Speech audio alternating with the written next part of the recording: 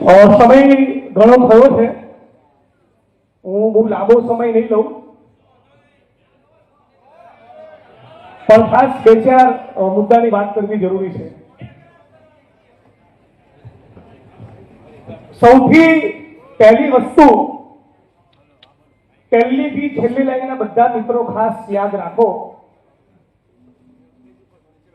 ગુજરાત રાજ્યના ગીર સોમનાથ જિલ્લાના મોટા સવડિયાળા ગામના બાલુભાઈ સરવૈયા,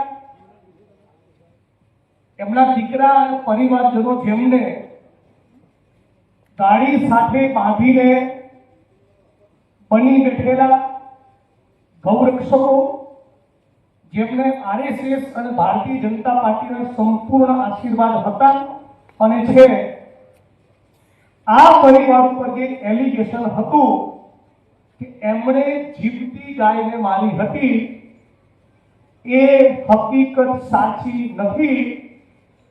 જે ગાયનું નાજાભાઈની ગાયનું જે મારણ થયું, એ ગાય ઉપર ફોરેન્સિક તપાસની અંદર એશિયાટિક લાયનના શરીરના વાળ જોવા મળેલા છે. મતલબ કે આ ગાય મરેલી હતી, છતાં બાલુભાઈ અને એમના પરિવારજનોએ જીવતી ગાયને મારી એવું ખોટું બનાવટી ઉપજાવી કાઢેલું ચિત્ર રજૂ કરી આ આખા કાંડને અંજામ આપવામાં આવેલો. એટલે આ વાત આપણી બધાની વચ્ચે સ્પષ્ટ થઈ જવી જોઈએ. ગાયનું મારણ એશિયાટિક લાયને કર્યું અને એની ત્વચાના વાળ એ ગાયના શરીરમાં પોલીસ તપાસમાં અને એફએસએલના રિપોર્ટમાં જોવા મળેલા છે. મુદ્દા નંબર 2, આ જ્યારે ઘટના બની અને એના વિડીયો જે સોશિયલ મીડિયામાં વાયરલ થયા અને આખા ગુજરાતમાં અને દેશમાં બહુ જ ઘેરા પ્રત્યાઘાતો પડ્યા, અને એ વિડીયોમાં ચારે એંગલથી આપણે સ્પષ્ટ જોઈ શકીએ છીએ કે જે 5 આરોપીઓને સજા થઈ, ફક્ત એ 5 જણા આરોપી નથી. ઉનાળી બજારમાં પોલીસ સ્ટેશનની સામે 45-50 લોકો સરેઆમ મારતા વિડીયોમાં દેખાય છે. મતલબ કે જે 5 લોકોને સજા થઈ, એ સિવાયના બાકીના 35-40 લોકો પણ આરોપી છે અને એમની સામે પણ હાઈકોર્ટમાં અને સુપ્રીમ કોર્ટમાં આપણે લડત આપીને ફરીને બધા સેન્ટ્રલ જેલના સળિયા પાછળ જાય, એના માટે આજનો આ કાર્યક્રમ આપણે રાખેલો છે. મુદ્દા નંબર 3, એ જે સરઘસ ઉનાળા પીડિત પરિવારોને મારતા ઉનાળની આખી બજારમાં ફેરવે છે, એ સરઘસની અંદર આ રાજ્યના પોલીસ કર્મીઓ પણ સામેલ હતા. એટલે એડવોકેટ મિત્રો બેઠા છે, એ પણ ક્યારેક સ્પષ્ટતા કરે, એ બધા લોકો પણ મારનારા લોકોની સાથે પણ આરોપી જ કરાય, અને એ લોકો પણ હાઈકોર્ટ અને સુપ્રીમ કોર્ટની આપણી લડતના પગલે આવનારા દિવસોમાં કે સાબરમતી સેન્ટ્રલ જેલના સળિયા પાછળ જાય, આ એના માટેનો કાર્યક્રમ છે. આજે એના માટે આપણે ભેગા થયા છીએ. મિત્રો, સૌ વડીલો, બહેનો, માતાઓ, યુવાનો, દોસ્તો, આપણે બહુ બધા વિષયોની બહુ સ્વાભાવિક રીતે ચર્ચા કરી અને ચર્ચા થવી જોઈએ, પણ આજે હું સૌથી પહેલા યાદ કરવા માંગુ છું સાથી જયેશ સોલંકીને, અમારા બહુ જ મજબૂત એકદમ લડાકુ સાથી, જેને કહેવાય તો બહુ ચેતનાની જુદી દિશામાં મારા સવારી કરતો, બૌદ્ધિક કક્ષામાં જ્યારે બૌદ્ધિક દલીલોમાં જયેશ ઉતરે ત્યારે હું નથી માનતો કે ભારતની અંદર અમારી પેઢીમાં, મારી જયેશની ઉંમરમાં જયેશ જોડે બહુ ગહેરાઈથી દલીલમાં ટકી શકે એવા બૌદ્ધિક માણસો મેં મારા જીવનમાં, આખો દેશ તમે જાણો છો, પણ મેં મારા જીવનમાં જયેશ જેવા ઇન્ટેલેક્ચ્યુઅલ કવિ ચિંતક માણસો બહુ ઓછા છે. એટલે સાથી જયેશના આજે યાદ કરું છું. બહુ અત્યાચારની ઘટનાઓ ગુજરાતના ખૂણે મારી ગાડી ચલાવીને ભાઈ તરીકે મને ફેરવ્યો છે, અને મિત્રો જોડે મારી જોડે ગાડી હતી ત્યારે મિત્રો જોડે હાથ જોડી કે પેલી ઘટના બની કે અમારે જવાનું છે છૂટી લાવવા અને ગાડીની વ્યવસ્થા બહુ વર્ષો સુધી કરી એવા સાથી ઉમેશભાઈને પણ યાદ કરું છું.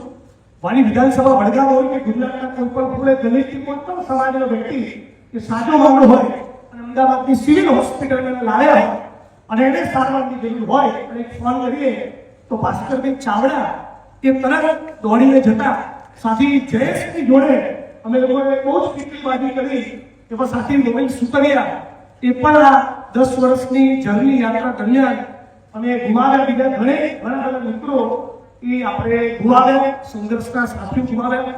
એ બધાની સ્મૃતિને આજે બહુ દિલથી એકદમ શ્રદ્ધાંજલિ પાઠવું છું, એટલે યાદ કરું છું. અને એમની સાથેના ઝઘડા, એમની સાથેના પ્રેમ, એમની સાથે મળીને સત્તા સાથે લડ્યા એ આખી પ્રોસેસમાંથી હું પોતે ડેવલપ થતો છું, ઘડાયો છું, ઘણું બધું શીખ્યો છું. હું માનું છું એનો વિચાર કરું છું. આજે સાથીઓ 33 જેટલા પરિવારોએ, 33 જેટલા લોકોએ ઉનાની ઘટનાનું રિએક્શન આપવા માટે પોતે જેલ થઈ ગયું, જેથી રાજ્યની સરકાર અને જે મનોવાદી તત્વો છે એમના સુધી મેસેજ જાય કે હવે ઘણા સુધી આવી ગયું છે, આ ટોર્ચર અમારાથી સહન થતું નથી. આવો સમાજમાં, ગુજરાતમાં, દેશમાં, સમાજમાં અને સરકારના સ્થાન પર બેઠેલા માણસો સુધી મેસેજ જાય એટલા માટે 33 લોકો જેલ જેવા મજબૂર બન્યા. એ પૈકીના એક દલિત કર્મશીલ સાથીએ જીવન ગુમાવ્યું. સાથી અમરેલીના કાંતિભાઈ વાળા નવચેતનની પરવારે આપણી વચ્ચે છે, બીજા ચાવડાભાઈ બધા મિત્રો બેઠા છે. ઘણા બધા લોકોએ સંપૂર્ણ ખોટા કેસમાં 302 ના આરોપી તરીકે કાંતિભાઈ વાળા વગેરે મિત્રો લગભગ 7 વર્ષ 6-7 વર્ષથી વધારે સમય એમણે સૌ ખોટા કેસમાં, એમનો બિલકુલ વાત નહીં એવા કેસમાં 7 વર્ષ એ અમરેલીની જેલમાં રહેવું પડ્યું. એવા અનેક મિત્રોના એવા અનેક યોગદાન હશે કે ઉનાળા આંદોલનનો ચહેરો હોવા છતાં હું જાણતો ન હોઉં, એમને અંગત રીતે મળ્યો ન હોઉં, મને કોઈ મદદ માટે આવેલા હોય, મને કોઈ સેલ્ફી લેવા આવેલા હોય, પણ છતાં અનેક મિત્રોનું આ આંદોલનમાં યોગદાન રહેલું છે. એટલે જે ઉનાળાની ઘટના બની એ જેટલી એની નિંદા કરીએ, જેટલી શરમજનક, એ પીઠ ઉપર જે કોરડા વીંજ્યા વસરાભાઈ સરવૈયાના, રમેશભાઈ સરવૈયાના, પાલુભાઈના, બીજા મિત્રોના એ કોરડા આ હોલમાં બેઠેલા દરેક વ્યક્તિએ અને ગુજરાતના 50 લાખ દલિતોએ એની પીડા મહેસૂસ કરી ત્યારે ઉનાળાનું આંદોલન થયું છે. અને આ પ્રસંગે તમિલનાડુના, આંધ્રપ્રદેશના, રાજસ્થાનના, મહારાષ્ટ્રના, મધ્યપ્રદેશના, પંજાબના, ઓરિસ્સા, આસામના, કેરળના અનેક દલિત એક્ટિવિસ્ટો, કર્મશીલો, એનજીઓ, સામાજિક સંસ્થાના માણસો, લેફ્ટના માણસો, ભારતીય સોશિયલિસ્ટ, વિવિધ રાજકીય પક્ષોના માણસો બધાએ ઉનાના પીડિત પરિવારની મુલાકાત લીધી. માયાવતીજી મુલાકાત લીધી, રાહુલજી મુલાકાત લીધી, ડીકે મુલાકાત લીધી, ડી રાજાએ મુલાકાત લીધી. આવા બધા પરિબળોના કારણે ઉનાની ઘટના એ નોંધ ગુજરાતમાં, દેશમાં, વૈશ્વિક સ્તરે લેવા આવી. મને બરાબર યાદ છે જ્યારે અમદાવાદથી ઉના 400 કિલોમીટર યાત્રા લઈને નીકળ્યા હતા ત્યારે કેટલાક લોકો ઓસ્ટ્રેલિયામાં, કેટલાક લોકો અમેરિકામાં, કેટલાક લોકો લંડનમાં જુદા જુદા સ્થળોએ બાબા સાહેબના સ્ટેચ્યુની બહાર ઉભા રહીને હાથમાં બેનર લઈને ઉભા હતા કે વી સપોર્ટ ઉના માર્ચ. જે ગુજરાતની ધરતી પર અમદાવાદથી ઉનાની યાત્રા ચાલી રહી છે, એ યાત્રાના લોકો સમજ રાખીને એની સાથે સોલિડારિટી વ્યક્ત કરીએ છીએ. એ બધા મિત્રો દેશ દુનિયાના જે પણ ખૂણે પથરાયેલા છે એ બધા જ કર્મશીલો, એક્ટિવિસ્ટો સાથીઓને હું આ પ્રસંગે યાદ કરું છું. અને ઉનાની ઘટના અને એનું બહુ એક ઐતિહાસિક મને લાગે, મને બહુ આપણે બધાએ એને હજી વખતે ઘૂંટીને પાકું કરવાની ચાલે છે. અમદાવાદમાં ઉનાની ઘટના બન્યા બાદ જે એક પ્રસંગો બહુ મને લાગે કે આખા ગુજરાત દેશમાં બહુ મોટો મેસેજ રહ્યો. એ જે અમારા સુરેન્દ્રનગરની ટીમ અમૃતભાઈ લંબીપડા તો આવ્યા, એમણે 10 ગાડીઓ ભરી સુરેન્દ્રનગરની સરકારી કચેરીના પ્રાંગણમાં રાખવામાં માને એમ કરીને જે મળેલી ગાયો ફેંકી અને એક પ્રકારનો જે રિસ્પોન્સ આવ્યો, એના કારણે આખી લોકોની ઇમેજિનેશન એ તરફ વળી લોકોનું ધ્યાન આકર્ષિત થયું. એ જ પ્રમાણે અમદાવાદના અચેરી ડેપોની અંદર લગભગ 15-20 હજાર દલિતોએ કદાચ ડોક્ટર બાબા સાહેબ આંબેડકરના ગયા પછી બહુ ઓછા આવા પ્રસંગો છે, કદાચ બીજો પ્રસંગ ન પણ હોય, પણ કદાચ આઈટીની ઘટના છે જેમાં 15-20 જાત લઈ હોય, ડોક્ટર બાબા સાહેબ આંબેડકરે નામે શપથ લીધા, પ્રતિજ્ઞા લીધી કે ગટરમાં ઉતરીશું નહીં, મૃત પશુઓના નિકાલનું કામ કરીશું નહીં અને મરેલું ઉપાડીશું નહીં. અને આ પ્રતિજ્ઞાના પગલે મારી વિધાનસભા વડગામ સહિત ગુજરાતમાં આજની તારીખે સેંકડો હજારો લોકોએ મૃત પશુઓના નિકાલનું કામ જે જાતિ વ્યવસ્થાએ આપણા નવરે લખ્યું હતું એ કામની કાયમ માટે સદા માટે ચોકડી મારી. આપણે ઐતિહાસિક વસ્તુ બની, આપણે અમદાવાદથી યાત્રા દરમિયાન એક કાળો આપેલો, ગાયનું પૂછડું તમે રાખો, અમને અમારી જમીન આપો. અને એના પગલે રાષ્ટ્રીય દલિત અધિકાર મંચની ટીમ અને તમારા બધા જ લોકોના પ્રેમ, યોગદાન, સાથ સહકારના કારણે આજે એ વાતનો મને આનંદ છે. એની અંદર કોઈ ફરિયાદ કરીશ તો પહેલા આનંદ વ્યક્ત કરી લઉં.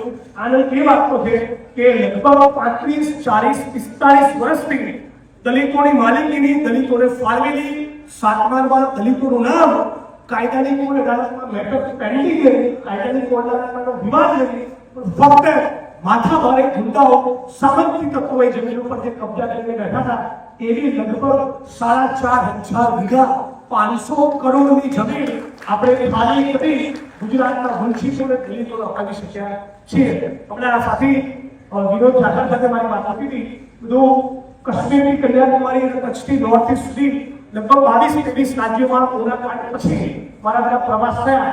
આખા દેશમાં બહુ બધા પ્રગતિશીલ વિચારધારાવાળા મિત્રો સાથે અંગત સંબંધ બની છે.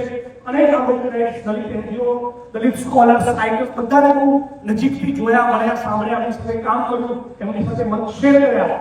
પણ ગુજરાતના દલિત આંદોલને, ઉનાળા દલિત આંદોલને એટલો વલણ ઊભો કરવો પડે કે છેલ્લા 25 વર્ષમાં ગુજરાતની ધરતીના કર્મશીલોએ, દલિતોએ જેટલી જમીનો પાડી મેં ઇન્ડિયાના બીજા કોઈ સ્ટેટમાં આવું કામ થયેલું આ છેલ્લા 15-20 વર્ષમાં જોયેલું નથી.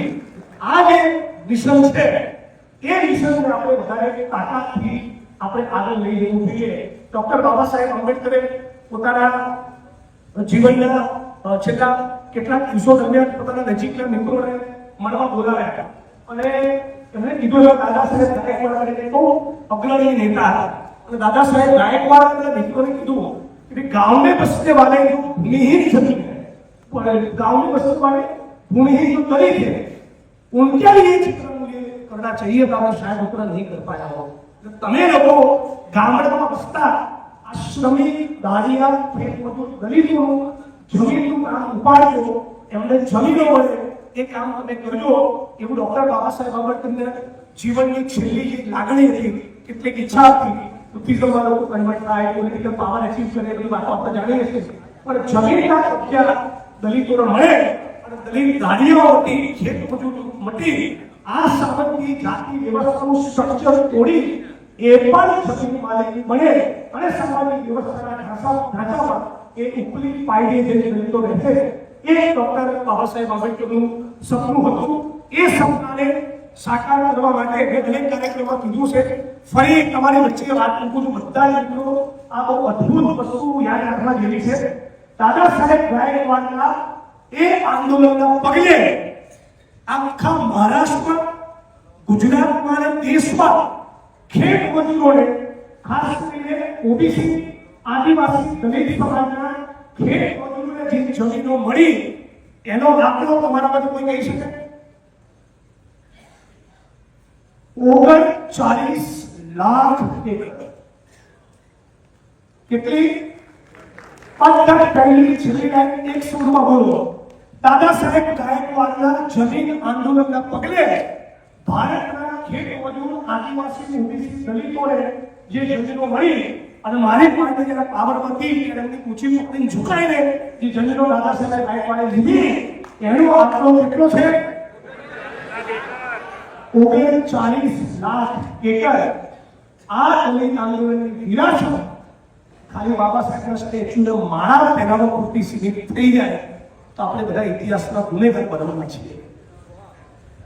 14 મે એપ્રિલ ઉજવીએ, 6 ડિસેમ્બર ઉજવીએ, ભીમા કોરેગાંવ દિવસ ઉજવીએ, સંવિધાન દિવસ ઉજવીએ, એટ્રોસિટીની અત્યાચારની ઘટનામાં મામલતદાર, પ્રાંત અધિકારી, કલેક્ટર, એસપી ધીસ સ્ટેટને આંદોલન તરફ આપવું જોઈએ, જડબાતોડ ફાઇટ આપવી જોઈએ.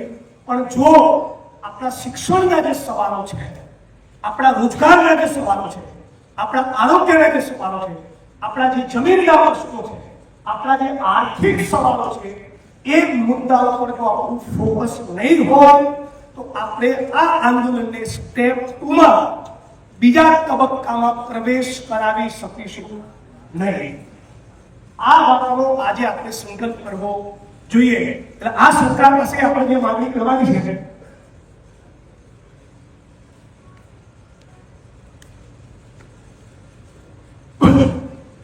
આ સરકાર જોડે આપણે જે માંગણી કરવાની છે એ મારી દ્રષ્ટિએ સર્કિટ હાઉસમાં થોડાક મિત્રો આ મીટિંગના આયોજન માટે મનીષભાઈ બધા મિત્રો ભેગા થયા હતા અને એની ચર્ચા કરી હતી. એ વાત તમારી વચ્ચે મૂકું છું. પહેલી માંગણી આપણી એ હોવી જોઈએ કે મારું સરવૈયા અને આપણે ગુજરાતનો દલિત સમાજ એ તો હાઈકોર્ટમાં જઈશું જ કે જે 42 આરોપી હતા એ પૈકી સજા ફક્ત પાછળ થઈ, 36 લોકો 37 લોકો છૂટી ગયા. તો માલુમી સરવૈયા અને ગુજરાતનો દલિત સમાજ તો હાઈકોર્ટમાં અપીલમાં જશે, પણ ભારતીય જનતા પાર્ટીની સરકાર પણ અપીલ દાખલ કરે. આ બાબતની આપણે સરકારને ફરજ પાડવી જોઈએ. આમાં બધા મિત્રો સહમત છો? રાજ્યની સરકાર, એનું ગૃહ વિભાગ, એનો સમાજ કલ્યાણ વિભાગ, એની પણ જવાબદારી બને છે સામાજિક ન્યાય સુનિશ્ચિત કરવાની. ફક્ત આ હોલમાં બેઠેલા કે ગુજરાતના દલિતો નથી. એટલે સરકારના માથે પણ આપણે પ્રેશર ઊભું કરવું જોઈએ કે પીડિત પરિવાર એ તો હાઈકોર્ટમાં જશે, પણ રાજ્યની સરકાર પોતે પણ આમાં અપીલ દાખલ કરે. મુદ્દા નંબર 2, પાટીદાર આંદોલનના કેસોમાંથી હજુ કોઈ પાછા બાકી હોય તો એ કેસો પાછા લો. પણ ઉનાકાંડ વખતે અને ભાનુબેન યોજનાના આત્મવિરોધ વખતે જે દલિત સમાજના એક્ટિવિસ્ટો પર, આંદોલનકારી સાથીઓ પર કેસ થયા, એ બધા કેસ પણ સરકારે પાછા લેવા પડે. આ બીજી આપણી મહત્વની માંગણી હોવી જોઈએ. અને ત્રીજી માંગણી, ઉના આનંદીબેન પટેલ ગુજરાતનો